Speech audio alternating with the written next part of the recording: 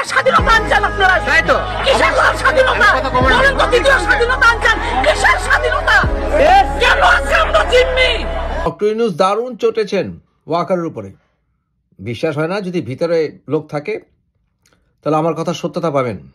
Awami mafia দুর্বৃত্তদের সাথে রাতের অন্ধকারে মিটিং করা হচ্ছে, তাদেরকে পুনর্বাসনের জন্য আশ্বস্ত করা হচ্ছে। তাহলে আওয়ামী লীগের মধ্যে এই সরকারি দলের মধ্যে পার্থক্যটা কোথায়? সরকারের প্রতিনিধিত্বকারী সকল ছাত্রদের পদত্যাগের আহ্বান জানাচ্ছে। এই ছাত্র নেতৃবৃন্দ যা করছে, গোয়েন্দা সংস্থার প্রতিবেদন থেকে এটি যদি জানতে পারবেন, সেটি আপনাদের গা শিউরে উঠবে। Enough is enough. নতুন দলের আত্মপ্রকাশ হয়েছে, সেখানে আমাদের দাওয়াত দিয়েছিল আমাদের পূর্ব নির্ধারিত। ভিপি নূর এবার বলছেন সবাই একত্রিত খেপে গিয়েছেন, এবার শিক্ষার্থীদের যে দল তৈরি করছে সেটা নিষিদ্ধ ঘোষণা করতে হবে 72 ঘন্টার মধ্যে, এবং না দিলে দলের অবস্থা খারাপ আছে। দর্শক, খুবই চাঞ্চল্যকর কিছু তথ্য উঠে এসেছে এবং ভিপি নূর নিজেই খেপে গিয়েছেন এবং সেনা প্রধান নিজেও খেপে গিয়েছেন যে তাদের 72 ঘন্টার মধ্যে তাদের দলটাকে নিষিদ্ধ গ্রহণ করতে হবে, এরকম কথা বলছেন। আর হঠাৎ কেন এরকম বক্তব্য তিনি এরকম কথাটা বলেন, আপনারা না টেনে পুরোপুরি দেখলে আপনারা বুঝতে পারবেন ভিডিও কতটা গুরুত্বপূর্ণ হতে চলেছে। দর্শক, সরাসরি আমরা চলে যাবো, তবে ছোট করে একটা রিকোয়েস্ট থাকবে, চ্যানেল যদি নতুন হয়ে থাকেন তাহলে অবশ্যই চ্যানেলটিকে সাবস্ক্রাইব করবেন এবং নিত্য নতুন আলোচিত দেশের সকল আলোচিত ভিডিও দেখার জন্য চ্যানেলটিকে সাবস্ক্রাইব করে ভিডিওটি দিয়ে বেল বাটনটি অন করে দিবেন। চলুন আমরা সরাসরি প্রতিবেদনটি দেখে নেই। ডক্টর ইউনূস দারুণ চটেছেন ওয়াকারের উপরে। বিশ্বাস হয় না, যদি ভিতরে লোক থাকে তাহলে আমার কথা সত্যতা পাবেন। কেন চটেছেন? কারণ ডক্টর ইউনূস এবং সমন্বয়কারীরা চেয়েছিল, অর্থাৎ তার জাতীয় নাগরিক পার্টির লোকরা চেয়েছিল, কিংস পার্টির লোকরা চেয়েছিল ওয়াকার যাতে সমস্ত দোষ ভারত এবং আওয়ামী লীগের উপরে চাপায়, কিন্তু তা ওয়াকার করেনি। তাই ডক্টর ইউনূস ডেকে পাঠিয়েছিলেন ওয়াকারকে এবং বলেছেন সে যেন রিজাইন করে। আমি ওয়াকারকে বলবো, জেনারেল ওয়াকারকে বলবো, আপনি পদত্যাগ করবেন না। বর্তমান সরকার অবৈধ সরকার, এবং বর্তমান এই সরকার, যে সরকার এখন কিংস পার্টির সরকার, জাতীয় নাগরিক পার্টির সরকার, এই সরকার নিউট্রাল নয়। এই সরকারের অধীনে নিউট্রাল নির্বাচন হবে না। যদি থাকতে হয় ডক্টর ইউনূস অকেজো হয়ে টিটুলার হয়ে থাকবে, কোনো ক্ষমতা নাই, বসে থাকবে, কিন্তু সকল উপদেষ্টাদেরকে রিজাইন করতে হবে, কারণ তারা কিংস পার্টির উপদেষ্টা। এখানে ন্যাশনাল গভর্নমেন্ট হতে হবে। এবং আপনি বলেছিলেন যে আপনি নিজ হাতে দায়িত্ব নিচ্ছেন এবং নিশ্চিত করবেন দেশে শান্তি শৃঙ্খলা আসে, সুষ্ঠু নির্বাচন হয়। আপনি এখন পদত্যাগ করতে পারেন না। আপনি যদি পদত্যাগ করেন তাহলে সমস্ত দোষ আপনার উপরে পড়বে ভবিষ্যতে, কারণ আপনার কথায় আমরা বিশ্বাস করেছিলাম। ডক্টর ইউনূস বুঝি না। আপনি ছিলেন একমাত্র লোক যার উপর আমরা নির্ভরতা এনেছিলাম। আপনি এবং প্রেসিডেন্ট চুপ্পু, এই দুজনই হচ্ছেন সাংবিধানিক অ্যাপয়েন্টমেন্টে সবচেয়ে নির্ভরযোগ্য মানুষ। তাই আপনি পদত্যাগ করবেন না। প্রেসিডেন্ট চুপ্পু আপনি জীবনের উপর রিস্ক নিয়ে হলেও ওয়াকার সাহেবের নিয়োগ দীর্ঘায়িত করবেন এবং একটি নিউট্রাল কেয়ারটেকার গভর্নমেন্ট আসতে হবে, ন্যাশনাল গভর্নমেন্ট আসতে হবে। এই উপদেষ্টা হবে না, তারা যথেষ্ট ক্ষতি করেছে। সংবিধান সাসপেন্ড করা যাবে না। সংবিধানে কিছু করতে হলে একেবারে নির্বাচিত সরকার করবে, অন্য কারো ক্ষমতা নেই। নির্বাচন হওয়া পর্যন্ত ওয়াকারকে থাকতে হবে। আপনি পেছন থেকে শক্তি যোগাবেন, আবার ক্ষমতা কুক্ষিগত করার চেষ্টা করবেন না, কারণ 90-এর গণঅভ্যুত্থানের ছাত্র হিসেবে আমরা সামরিক শাসন মেনে নেব না। সুষ্ঠু নির্বাচন হবে, অল ইনক্লুসিভ নির্বাচন হতে হবে। আওয়ামী লীগকে অংশগ্রহণ করতে হবে, বিএনপি অংশগ্রহণ করবে, সবাই অংশগ্রহণ করবে। অন্যথায় আওয়ামী লীগকে ছাড়া যদি কোনো নির্বাচন হয়, সেই নির্বাচন গ্রহণযোগ্য হবে না। আপনি যদি রিজাইন করেন তাহলে যে নির্বাচন হবে সেই নির্বাচন গ্রহণযোগ্য হবে না, কারণ তারা আওয়ামী লীগকে নির্বাচন করতে দেবে না। বুঝেছেন? ওয়াকার সাহেব, you must not resign, must not resign. Awami mafia দুর্বৃত্তদের সাথে রাতের অন্ধকারে মিটিং করা হচ্ছে, তাদেরকে পুনর্বাসনের জন্য আশ্বস্ত করা হচ্ছে। তাহলে আওয়ামী লীগের মধ্যে এই সরকারি দলের মধ্যে পার্থক্যটা কোথায়? সরকারের প্রতিনিধিত্বকারী সকল ছাত্রদের পদত্যাগের আহ্বান জানাচ্ছে। এই ছাত্র নেতৃবৃন্দ যা করছে, গোয়েন্দা সংস্থার প্রতিবেদন থেকে এটি যদি জানতে পারবেন, সেটি আপনাদের গা শিউরে উঠবে। Enough is enough. নতুন দলের আত্মপ্রকাশ হয়েছে, সেখানে আমাদের দাওয়াত দিয়েছিল আমাদের পূর্ব নির্ধারিত একটি প্রতিনিধি সভা, যেখানে আমাদের দল এবং অঙ্গ সংগঠনের কেন্দ্রীয় নেতৃবৃন্দের পাশাপাশি জেলা এবং উপজেলা পর্যায়ের নেতৃবৃন্দ আমন্ত্রিত ছিল। কাজেই সাংগঠনিক বিবেচনায় আমাদের সেটি গুরুত্বপূর্ণ ছিল।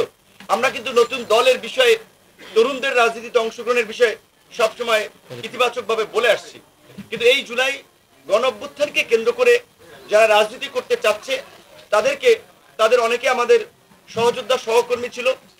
আমাদের কিছু নৈতিক জায়গা থেকে, আদর্শিক জায়গা থেকে তাদেরকে আমরা সুপরামর্শ দিয়ে আসছি, আমরা ভবিষ্যতেও দিব।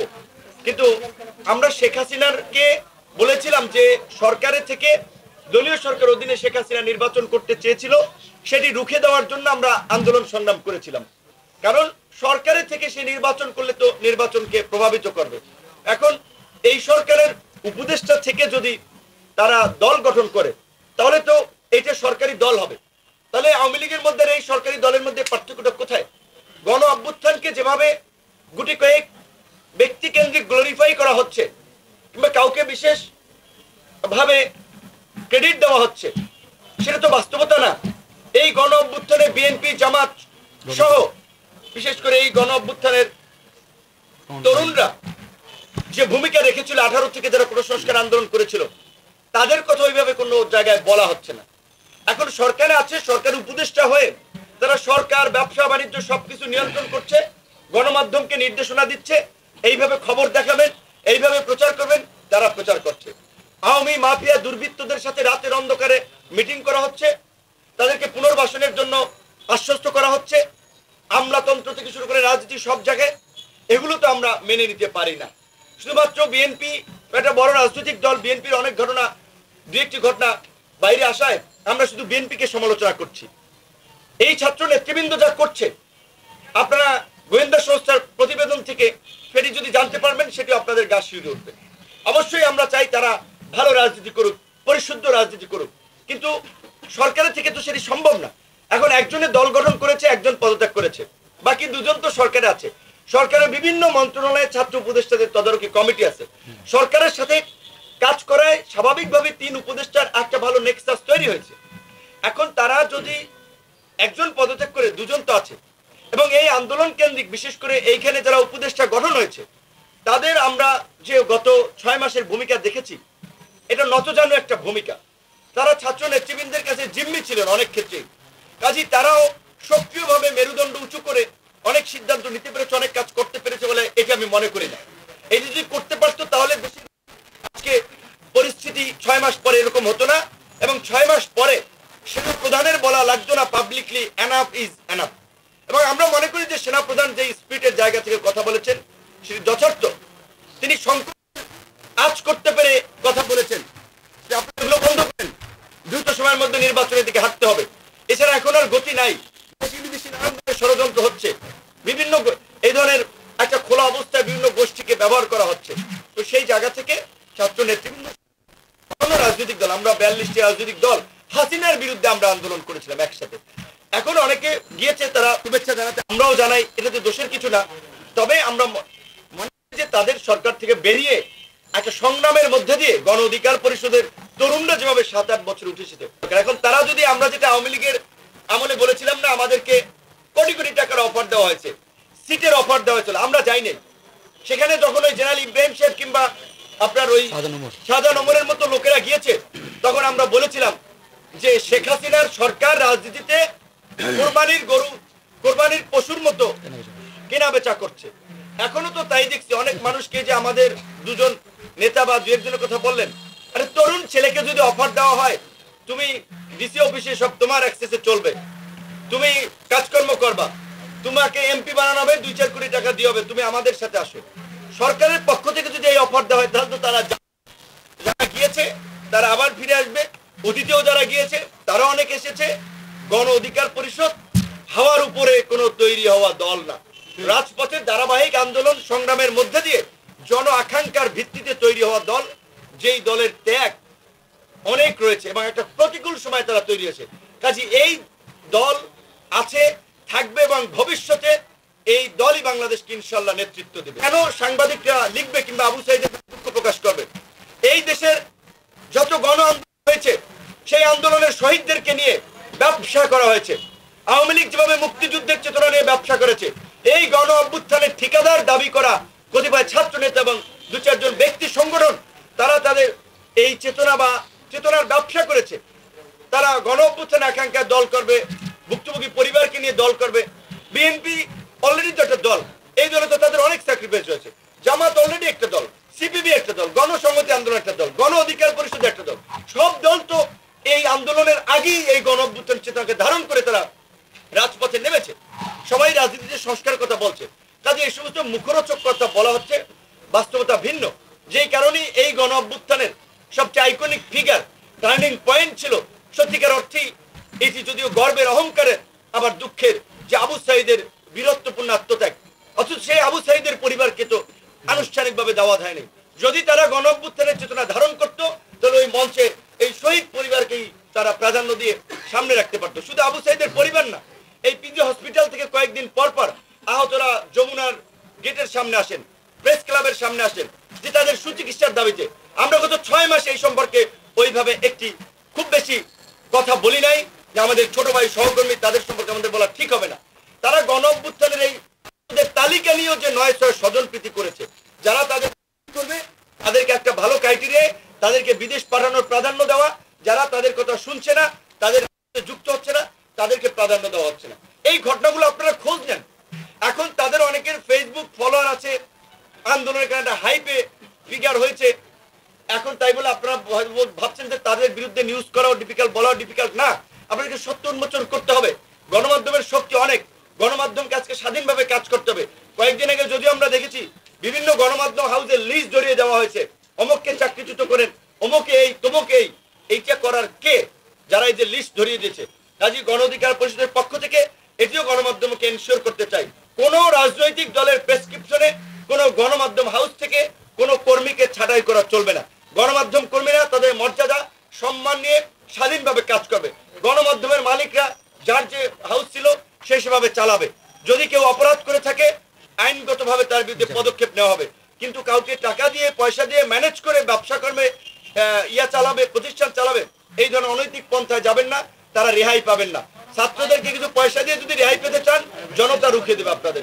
ছাত্র জনতার জুলাই গণ অভ্যুত্থানে 1.5 দশকের ফ্যাসিবাদের পতনের মাধ্যমে রাষ্ট্র ও আগামীর বাংলাদেশ বিনির্মাণে গণ অভ্যুত্থানের অংশীজনদেরকে নিয়ে একটি অন্তর্ভুক্তিমূলক জাতীয় সরকারের জন আকাঙ্ক্ষা তৈরি হলেও দেশি বিদেশি অদৃশ্য ষড়যন্ত্রের কারণে সেটি হয়নি।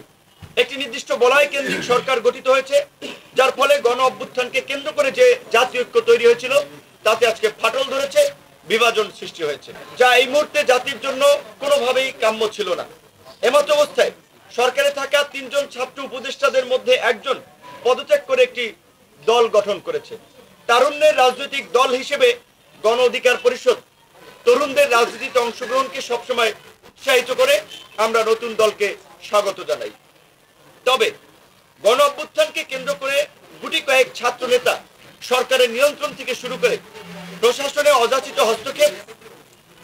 হস্তক্ষেপে সরকারি লাইনটা আমি আবার একটু বলছি। তবে গণ অভ্যুত্থানকে কেন্দ্র করে গুটি কয়েক ছাত্র নেতা সরকারের নিয়ন্ত্রণ থেকে প্রশাসনের বিভিন্ন জায়গায় অযাচিত হস্তক্ষেপে সরকারি কর্মকর্তা কর্মচারী সহ জনগণের মধ্যে একটা অস্বস্তি তৈরি হয়েছে। যেহেতু আন্দোলনের পরিচিত মুখ থেকে সরকারের প্রতিনিধিত্বকারী ছাত্ররা রাজনৈতিক দল গঠন করেছে, সেহেতু সরকারের নিরপেক্ষতা বজায় রাখা ও জনগণ সহ রাজনৈতিক নেতৃবৃন্দের আস্থা ধরে রাখতে সরকারে থাকা অন্য 2 ছাত্র উপদেষ্টা সহ সরকারের প্রতিনিধিত্বকারী সকল ছাত্রদের পদত্যাগের আহ্বান জানাচ্ছি। আমরা বারবার বলে আসছি, ছাত্র জনতার রক্তের উপরে দাঁড়িয়ে থাকা গণ অভ্যুত্থানের সরকারের ব্যর্থতা জাতিকে নতুন বিপর্যয়ের দিকে নিয়ে যাবে। কিন্তু অত্যন্ত দুঃখের বিষয় বলতে হচ্ছে, গত 6 মাসে গণহত্যার বিচার ও গণহত্যাকারীদের বিরুদ্ধে কার্যকর ব্যবস্থা গ্রহণে সরকার ব্যর্থতার পরিচয় দিয়েছে। সরকারের দুর্বলতায় গণহত্যাকারীদের পুনর্বাসন হচ্ছে, আইন শৃঙ্খলা পরিস্থিতি সহ জনগণের নিরাপত্তা ও দেশের স্বাধীনতা সার্বভৌমত্ব নিয়ে নতুন সংকট তৈরি হচ্ছে, যা কিছুদিন আগে সেনা প্রধানও তার বক্তব্যে ইঙ্গিত দিয়েছেন। গণ অভ্যুত্থান কেন্দ্রিক নতুন রাজনীতি ও নতুন বাংলাদেশ বিনির্মাণে যে জন আকাঙ্ক্ষা তৈরি হয়েছে তার বাস্তবায়নে রাষ্ট্র ও রাজনীতির সংস্কার জরুরি বলে আমরা মনে করছি। আন্দোলন কেন্দ্রিক সেন্টিমেন্টের জায়গায় থেকেও ছাত্র নেতৃবৃন্দ যদি পুরানো পথে হাঁটেন, তবে সেটি জনগণের সঙ্গে প্রতারণা করা হবে। দুঃখজনক হলেও সত্য, গত 6 মাসে সেটি অবলোকন করা গেছে। আন্দোলন কেন্দ্রিক পরিচিত ছাত্র নেতৃবৃন্দের তদবির, নিয়োগ, টেন্ডার বাণিজ্য সহ নানাবিধ অনৈতিক কর্মকাণ্ডের অসংখ্য ঘটনা ইতিমধ্যেই সোশ্যাল মিডিয়া, গণমাধ্যম সহ বিভিন্ন গোয়েন্দা সংস্থার প্রতিবেদনে উঠে এসেছে। এমনকি গতকালকের নতুন দলের আত্মপ্রকাশ অনুষ্ঠানেও জেলা প্রশাসকের মাধ্যমে চিঠি দিয়ে ঢাকায় লোকবল সরবরাহে আসতে নোটিশ প্রদান করা, গাড়ি সরবরাহে মালিক সমিতি ও পরিবহন সংশ্লিষ্টদের উপরে চাপ প্রয়োগ করা, যা সম্পূর্ণ অনৈতিক ও অগ্রহণযোগ্য। বৈষম্য বিরোধী আন্দোলন বা জুলাই গণ অভ্যুত্থান কোনো একক সংগঠন বা নেতৃবৃন্দের দ্বারা সংগঠিত হয়নি। রাজনৈতিক নেতৃবৃন্দের সময়োপযোগী পদক্ষেপ, ছাত্র জনতার স্বতঃস্ফূর্ত অংশগ্রহণ ও সম্মিলিত প্রচেষ্টার মাধ্যমে এই গণ অভ্যুত্থান সংগঠিত হয়।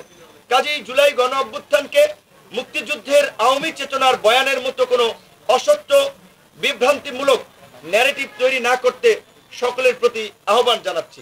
দেশের চলমান সংকট ও সামগ্রিক পরিস্থিতিতে সরকারের কাছে আমরা নিম্নোক্ত প্রধান উপদেষ্টার কাছে আমরা নিম্নোক্ত 4টি দাবি জানাচ্ছি। 1 নম্বরে জাতীয় ঐক্যমতের ভিত্তিতে গণ অভ্যুত্থানের অংশীজনদের নিয়ে উপদেষ্টা পরিষদ পুনর্গঠন। 2 নম্বরে আহতদের সুচিকিৎসা ও পুনর্বাসন এবং শহীদ পরিবারকে যথাযথ ক্ষতিপূরণ ও পুনর্বাসন। 3 নম্বরে গণহত্যার বিচার ও আওয়ামী লীগ নিষিদ্ধে যথাযথ পদক্ষেপ গ্রহণ। 4 নম্বরে জাতীয় ঐক্যমতের ভিত্তিতে দ্রুত সময়ের মধ্যে রাষ্ট্র সংস্কার সম্পন্ন করে জাতীয় নির্বাচনের আয়োজন। আমাদের আজকের এই লিখিত চলমান পরিস্থিতিতে লিখিত বক্তব্য আমরা আপনাদেরকে শুনিয়েছি। দর্শক, তাহলে এই বিভিন্ন বক্তব্য শুনে আপনাদের কি মনে হলো? আসলে কি তাদের এই দলটিকে নিষিদ্ধ ঘোষণা করবেন এবং এটা কি সম্ভব? আসলে দর্শক, শিক্ষার্থীরা আসলে অনেকেই বলেছিলেন যে বাংলাদেশের মধ্যে রাজনৈতিক থাকবে না কোনো শিক্ষাঙ্গনে, কিন্তু তারাই এখন আবার নতুন করে রাজনৈতিক দল তৈরি করতে যাচ্ছেন, শিক্ষার্থীদেরকে রাজনৈতিকভাবে গড়ে উঠতে বলছেন। এই ব্যাপারগুলো আপনাদের কি মন্তব্য? অবশ্যই আমাদের কনভার্সেশনে জানিয়ে দিন, কেননা তারা আসলে কি মুনাফিকি করলো, যেটা বললো তার উল্টো করতে যাচ্ছে। এই ব্যাপারগুলো আপনাদের কি মন্তব্য অবশ্যই আমাদের চ্যানেলে জানাবেন, এবং আপনারা এই চ্যানেলের জন্য নতুন হয়ে থাকেন তো অবশ্যই সাবস্ক্রাইব করুন। আজকে ভিডিও পর্যন্তই, আল্লাহ হাফেজ।